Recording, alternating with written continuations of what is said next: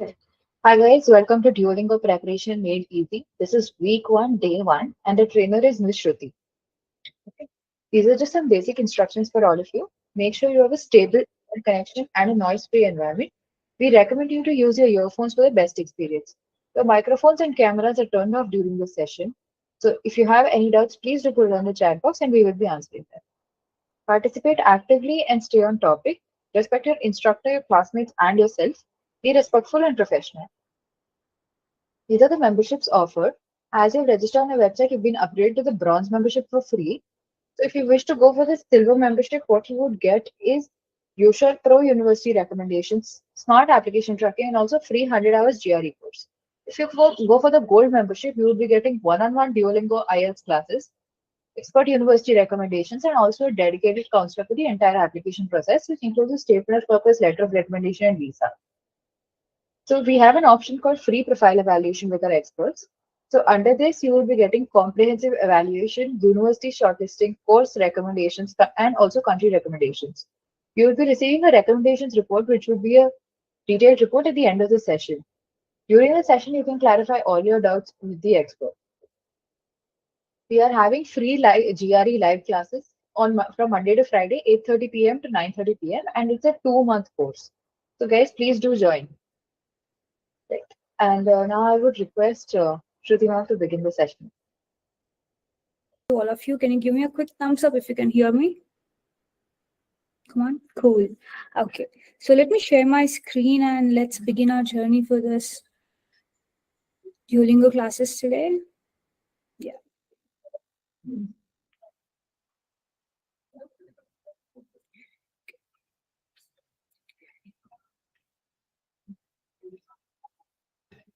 One second, guys.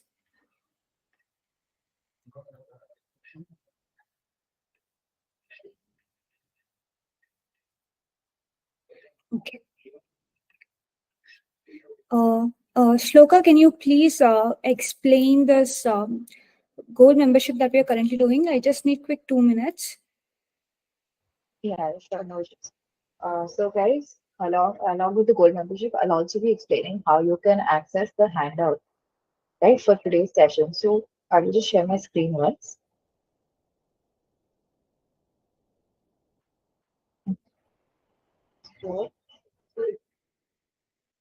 Yeah, I think my screen is visible to all of you. So now, what you will see is on this screen, you can just go to your name and go to My Test Prep, My Test Preparation. And if you go, you will see something called Duolingo English Comprehensive Live Classes course. So if you click on View Course, you'll be able to see this screen. And here you can go to Listening and Writing Week 1.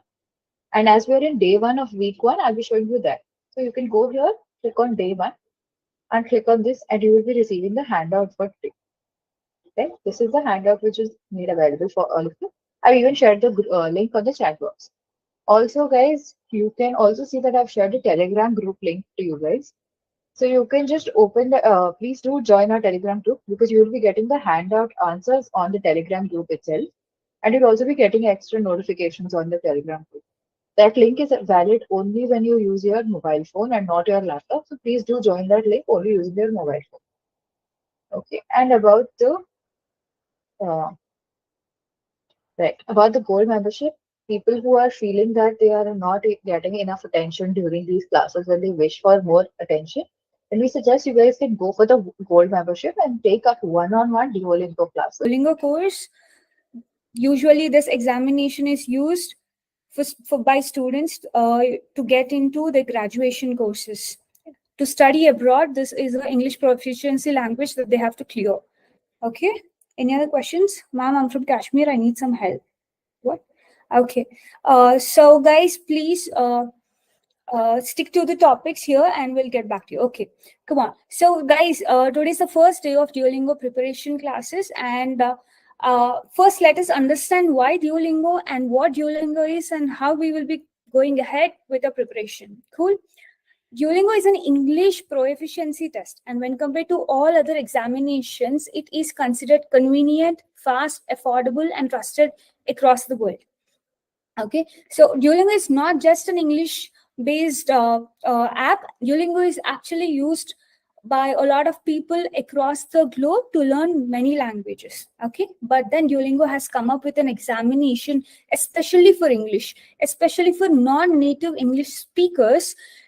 This examination is comparatively easy when compared to all other English proficiency examinations, and this is accepted by a lot of universities, a lot of companies for jobs, etc., across the globe. Okay, and the main motive of Duolingo is to develop the best education in the world and make it universally available.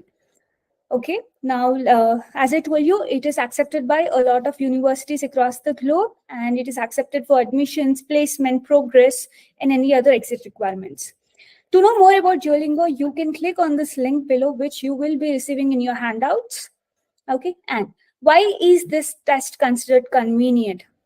Because you can take this test from anywhere across the globe by just sitting at your home. Okay, and this is also considered a very fast test because this examination only lasts for 1 hour, and you will receive the test right after 2 days. Okay, when compared to the other examinations like IELTS and TOEFL, which usually last somewhere from 2.5 to 3 hours and more, and where you will be receiving your results somewhere from 14 to 28 days, this Duolingo is an examination where it's a very small examination and you'll be getting the results in just 2 days.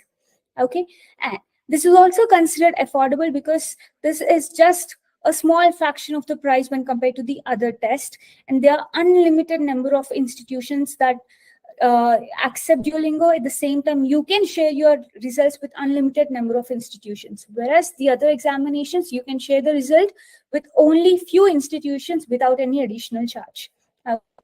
Come on, let's learn a little more. As I already told you, the test is only for 1 hour, and it is an uninterrupted test, which means there are no breaks in between the test. It is also a computer adaptive test. This is a very important term that you need to learn. What is a computer adaptive test? Okay, it means that the difficulty of the examination varies with each question that you answer.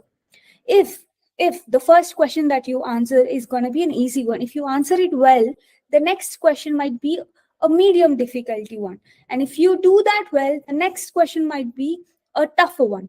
But by chance, when you come across the medium difficulty question and you couldn't perform it well, so the next question will be an easier one, so that you can answer better. So the system is changing the questions based on how well you can answer. Okay, if you are being good at answering easy questions, then the system will continuously give you easy questions. If you can answer tougher questions, then it will try giving you tougher questions. Okay, and it also says that the examination has only one section. What does that mean? Okay, whereas in IELTS you have 4 sections, whereas in TOEFL you have 4 sections, like reading, listening, writing, speaking. Okay, so what are these reading, listening, writing, speaking? These are four main important sections of a language. No matter where you go, if you want to survive in a country with a specific language, you need to know 4 things. You should be able to read what is written. You should be able to listen and understand when a person is speaking. You should be able to communicate back about what you understood. Okay, and you should be able to write. So if you understand these 4 aspects of an English, then you can survive in any country. Okay, and the examination is going to be of varying difficulty. As I told you, the difficulty of the questions keeps varying. The examination is going to be adaptive length. What does that mean? Okay, so the speciality of Duolingo examination is it doesn't have any specific number of questions. Suppose if you are taking longer to write each question, like, if you're using the full amount of seconds that the exam is giving you to complete the question, still the examination is going to end by the end of 1 hour. Suppose if you are answering really fast and going really fast, and you're answering so many questions, the examination is not going to get over early. The examination is going to give you more and more questions. The system is going to give you more and more questions until the end of 1 hour, and the exam will get over at 1 hour. Okay, so this is the adaptive lens. Until and unless the system is confident that it is scoring you right, okay, the more number of questions you solve, the more number of answers you write, the more system gets confident that it understands the level of English you know, right? Cool. Now let's go for unique experience.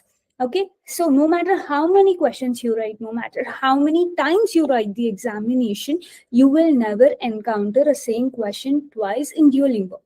That's great, right? You can't just learn from a different examination, prepare from the most repeated questions and go for it again. Every time it's a unique question. Okay, some very important additional points why Duolingo is important or easy, or why people prefer Duolingo when compared to other examinations is you can take this test minimum twice a month. Okay, and there is no limit on how many times you can attempt this exam. You can take this exam no, anywhere from your across the globe from your house, and the examination only costs $49.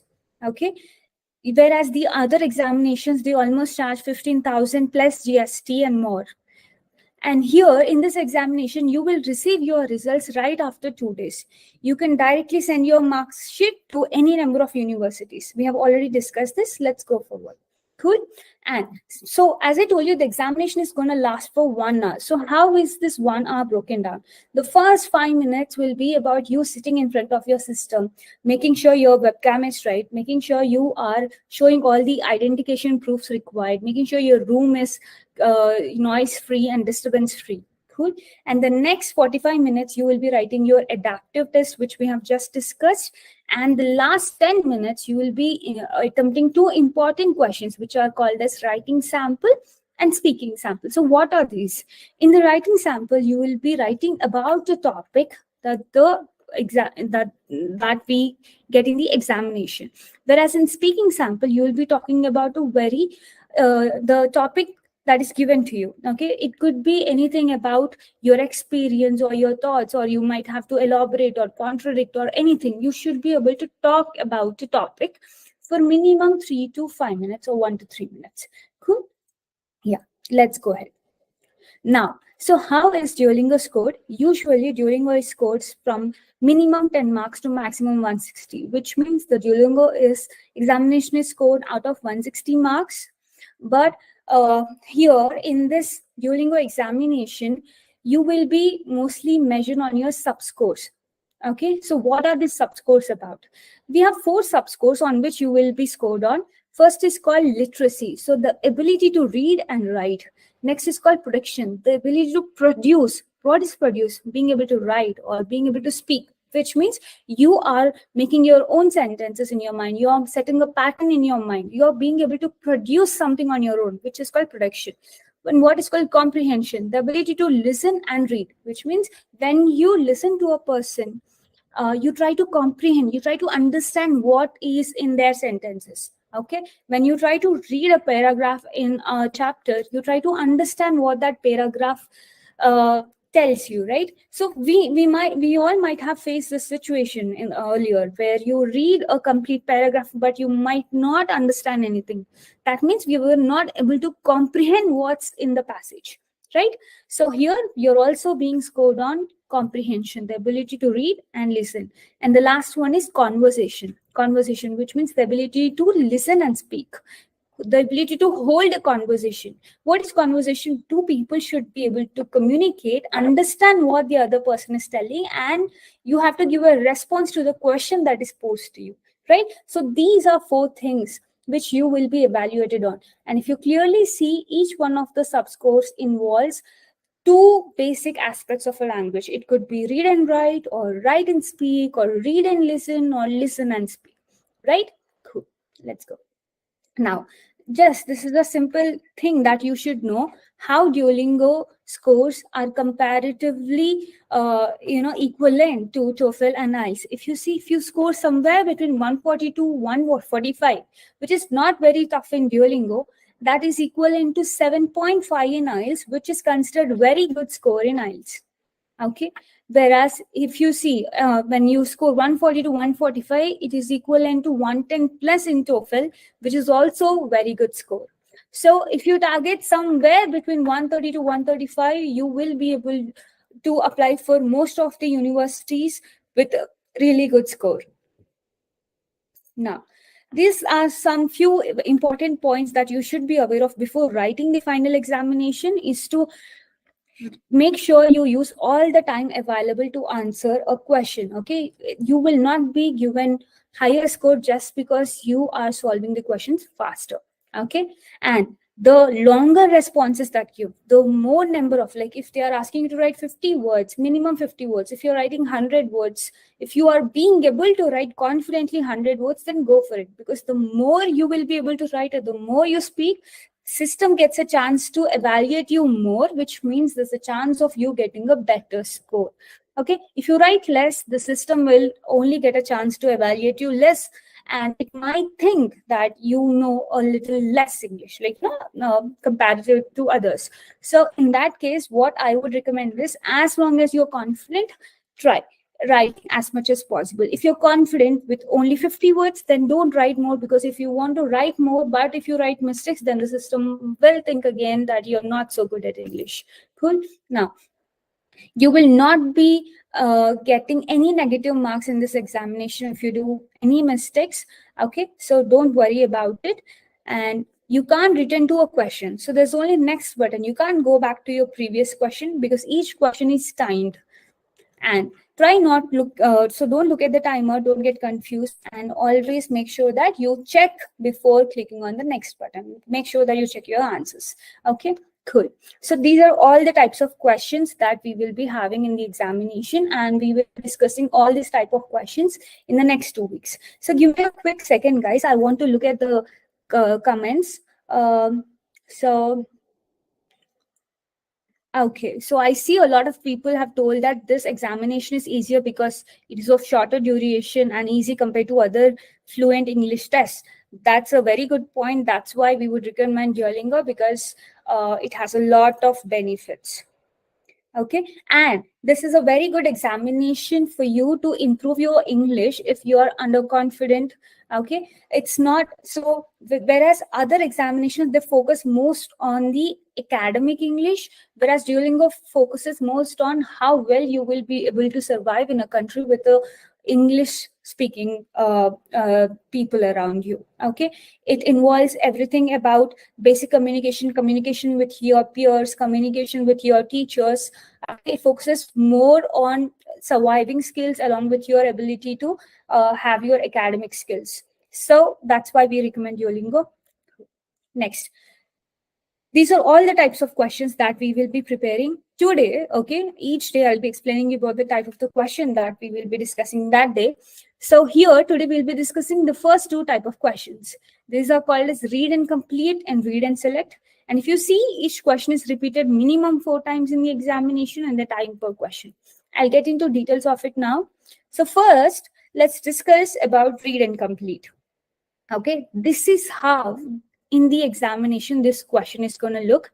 If you look at the duration, you have to solve this in 3 minutes. You will be getting 3 minutes to complete this particular passage, and you will be able to see it here. And if you see, you will be scored on the sub-scores literacy and comprehension. So the ability to read and write and the ability to comprehend what is given in the passage.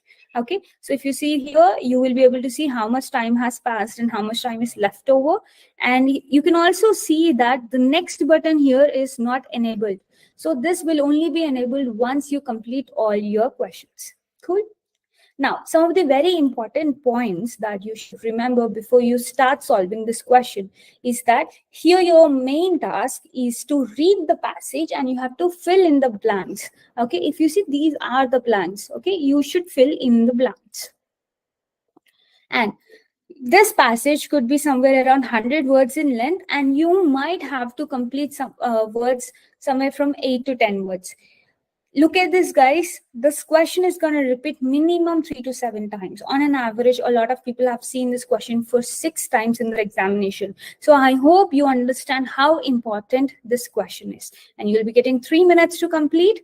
While most of the passages could be non-fiction, or they could be focusing on factual reporting, some may also include fictional or story-based text. Now let's see some important tips how to solve these questions in the best way possible. Okay, it says always read the title first and also read the first and last sentences of the paragraph.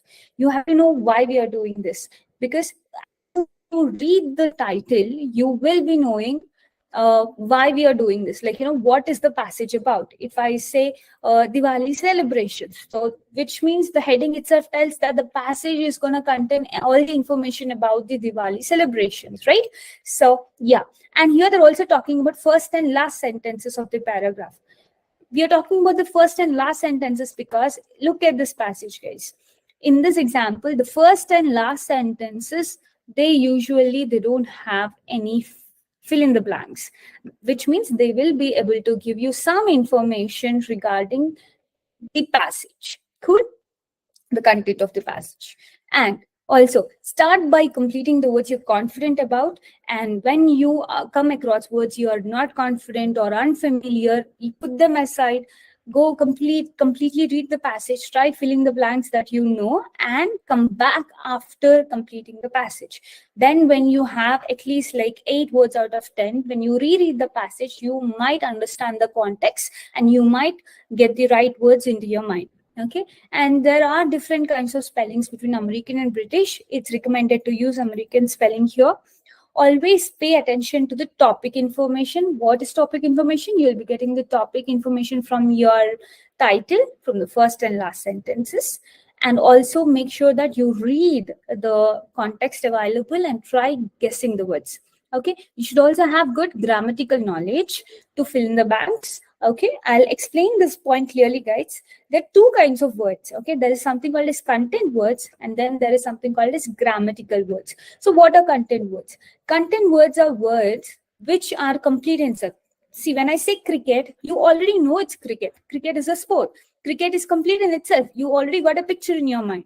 But when I say and, you don't have anything in your mind. And is incomplete without and attaching to words or to sentences, right? So if you see, when I say who, which, that, they are incomplete. If I say who is going to the market, so that is when who gets a meaning. Okay, when I say which book, that is when which has a context in it, right? When I say content, when I say a book, that itself has content in it, right?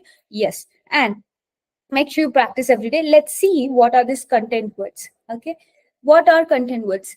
Noun, all the place, name, and things, they fall under nouns. They all are content words because they're complete in itself. Verb, which means actions, your state of actions.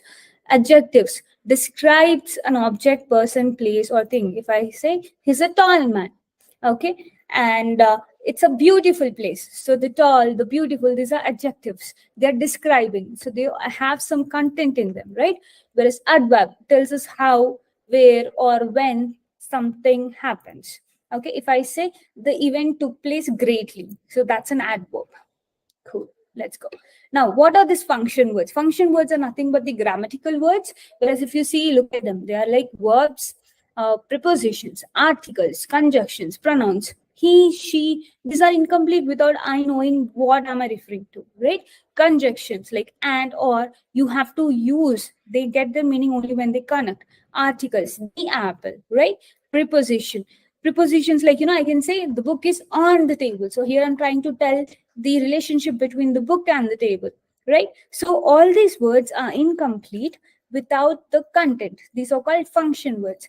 And there are a set of like, some 40 to 50 content words, context words, function words that if you learn, look at them: of, at, in, without, between, pronouns such as he, they, anybody, it, one, determiners such as the, a, that, my, more, much, either, neither, conjunctions such as and, that, when, while, although, or auxiliary verbs such as have, got, do.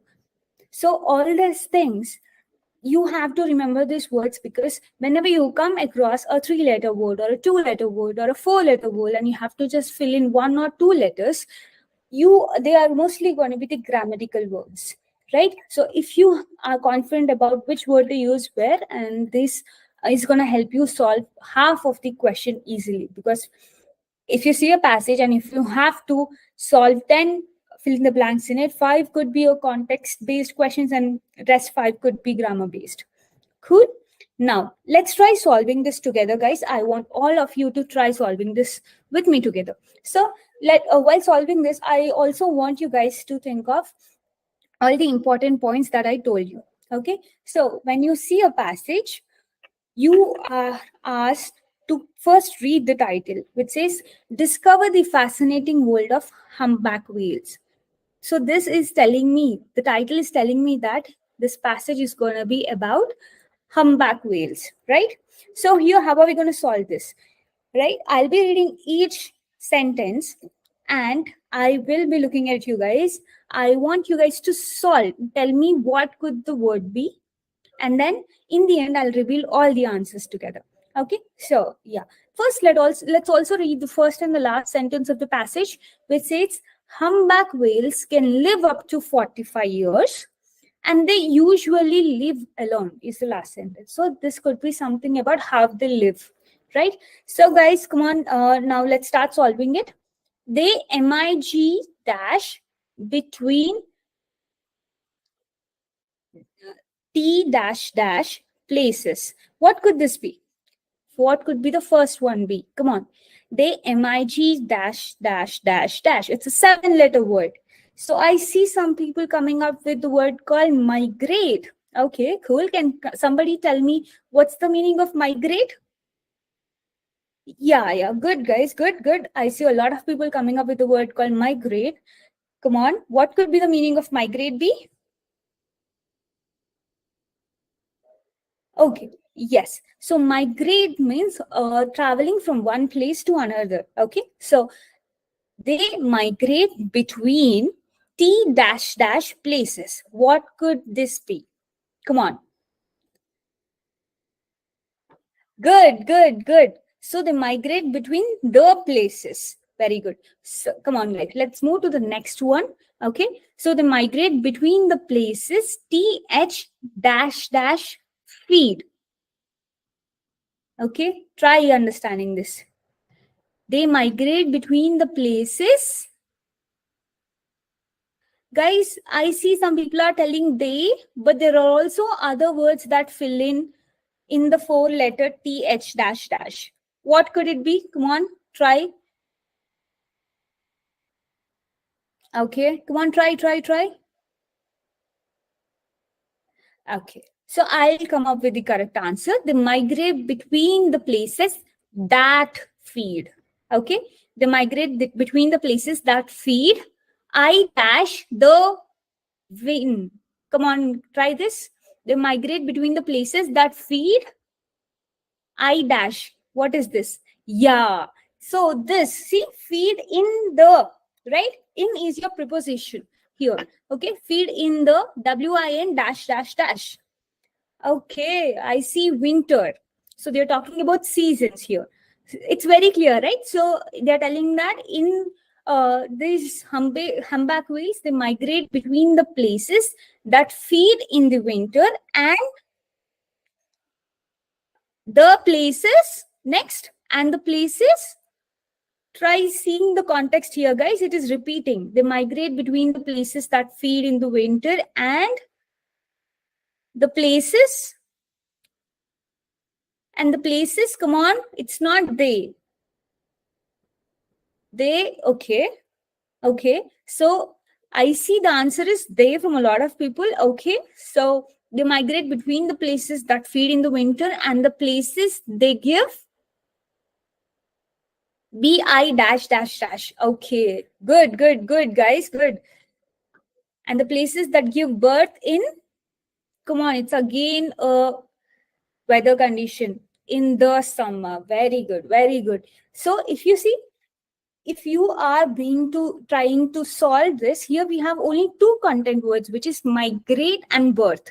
Okay, rest all are function words. Look at this. They migrate between the places. Places is again noun here, right? So the places that feed, in is again the preposition, the, and winter is again your content word, right? And again the places that give birth is again content word in the summer. See, Clear? You only have like 4 content words: migrate, birth, winter, and summer. Let's see the answers. So we only have one mistake, that is, I saw a lot of people telling they here. Okay, they. It's not they, it's that. Rest everything is good, guys. I hope you got a clear understanding of this. And also we have some time, so I want to try another other example question. Okay, let's look at this. This is a part of your handout, but we'll also be discussing it here. Okay, let's try solving this. The heading of the title of this passage says electrical engineering subdisciplines, which means this particular passage is going to talk about something called subdisciplines of electrical engineering. Now let's read the first sentence. It says electrical engineering has many subdisciplines, the most popular of which are listed. Okay, we'll find that word later.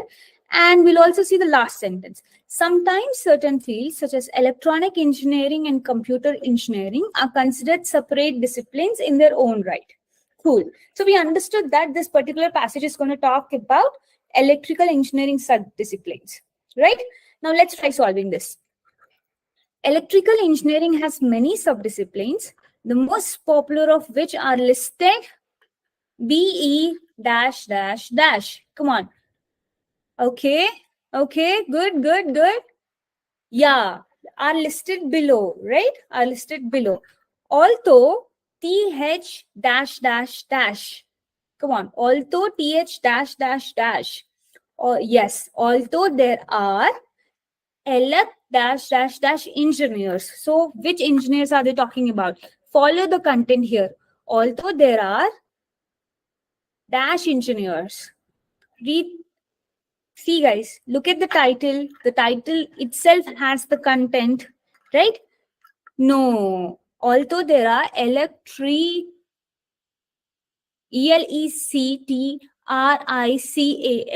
So we are still not introduced to electronic. Let's stick to electrical, guys. So although there are electrical engineers, W dash dash. Come on. Although there are electrical engineers, W dash dash focus. What could this be? Although there are electrical engineers who, this is who, okay? Although there are electrical engineers who focus EXCLU, and there are 6 letters. And there are 6 letters. What could this be? Although there are electrical engineers who focus exclude, see guys, half the word is here. Yes. So although there are electrical engineers who focus exclusively on O dash dash. Yes, exclusively on one of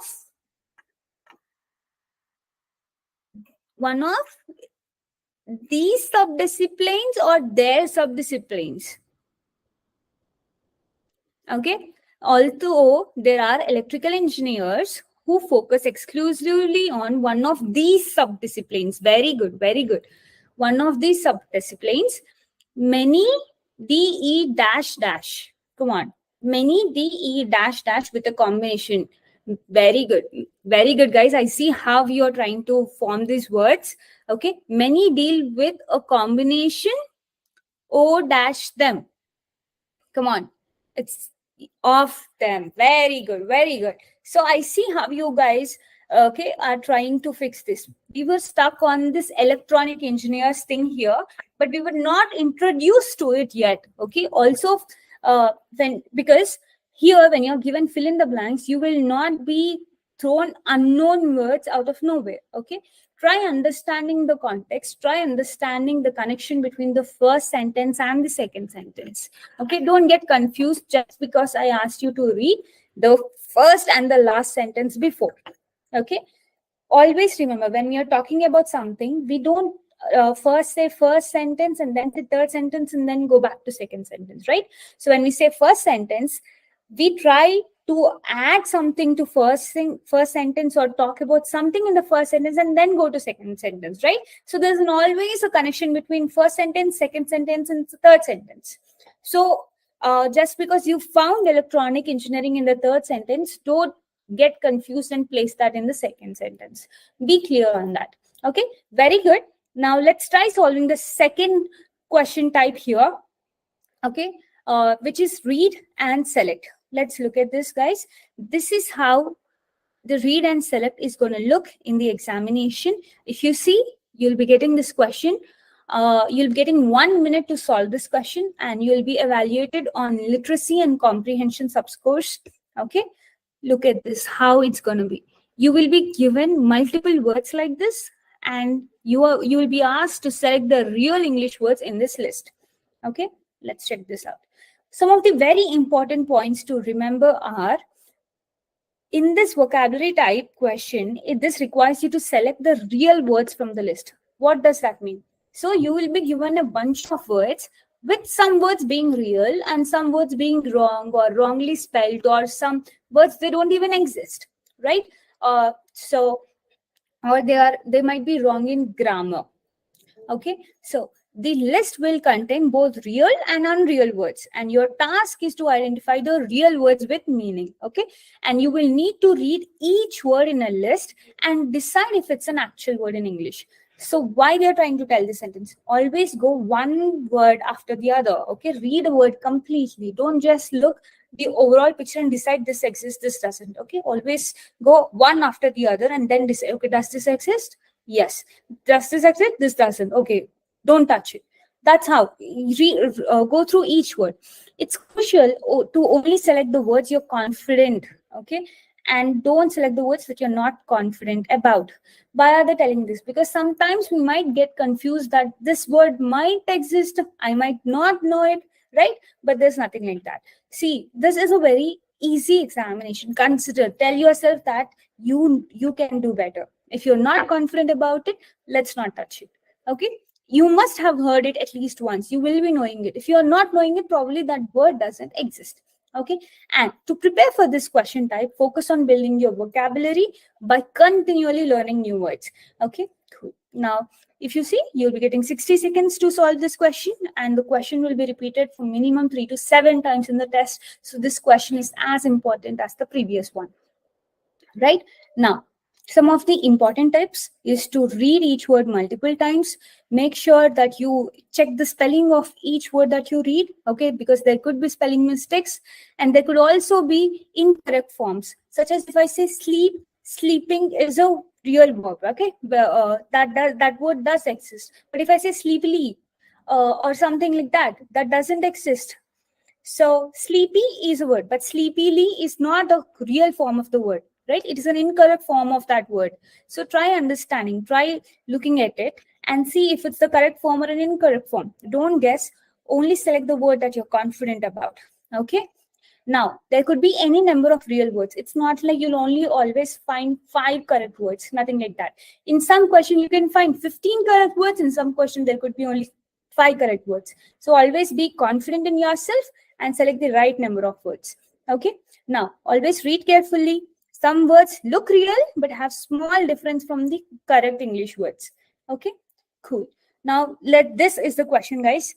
And how we are going to solve this? We're going to solve it very simply. First, I'll read it out and you will tell me it exists or it doesn't exist. Okay, so we'll make it very easy for you. If you think the word exists, you'll type 1. If you think that's a wrong word, it doesn't exist, you can click 0. Okay, simple. And if you want to write it exists or doesn't exist, it's up to you. Cool. Okay, let's do this. The first word says gives. Gives. Do you think this is the correct spelling of word gives? Come on.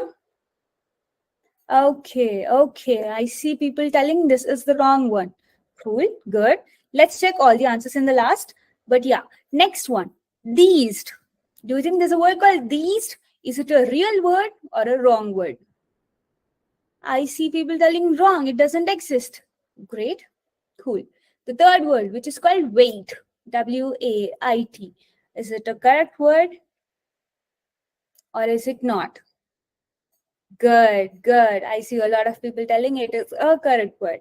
It is. Come on. The fourth one says wants. W-A-N-T-S. Wants. Yes, it's a plural form of want. Good. Now, The other one says tooking, Tooking, tooking. Do you think this is a correct word? No.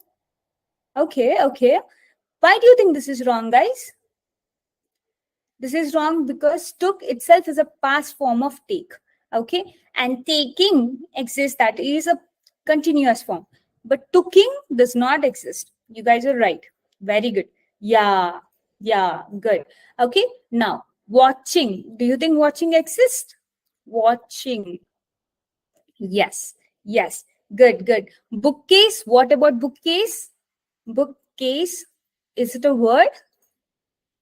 Is it a word? Yes, it is. Very good. What is this? Vanies. What is vanies? Come on. What is vanies? Ah, I see. It doesn't exist. Good. What is this? Ants. ANSS. Ants. Looks like a short form of answer, but does this exist? No. Okay.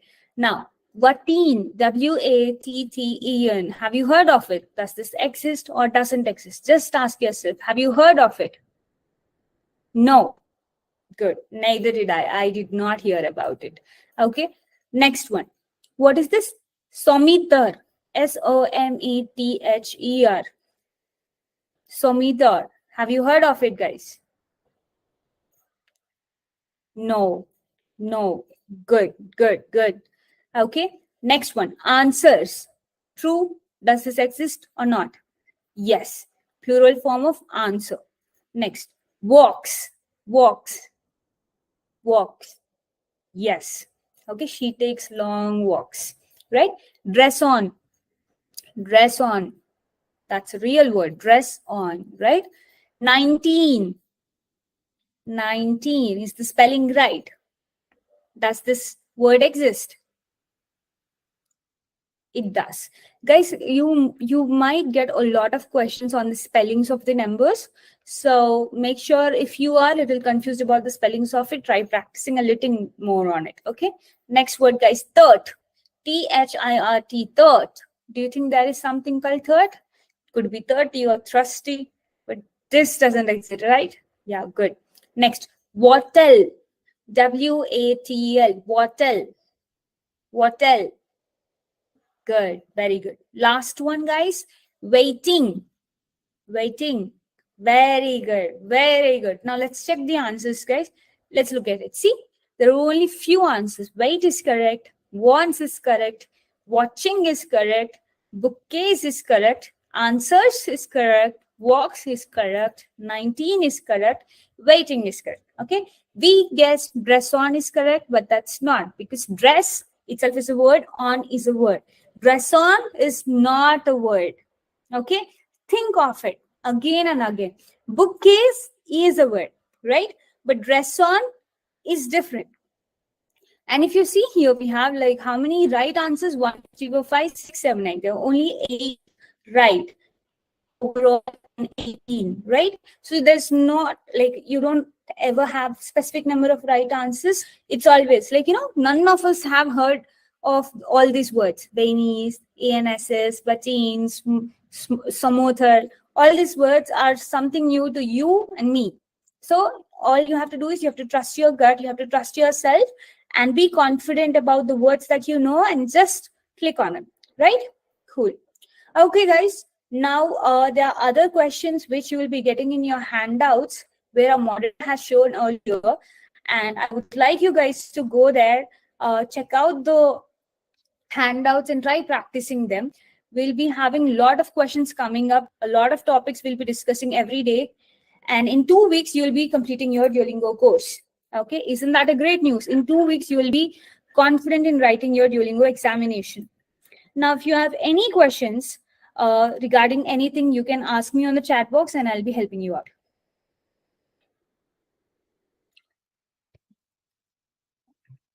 Come on, guys. Any questions?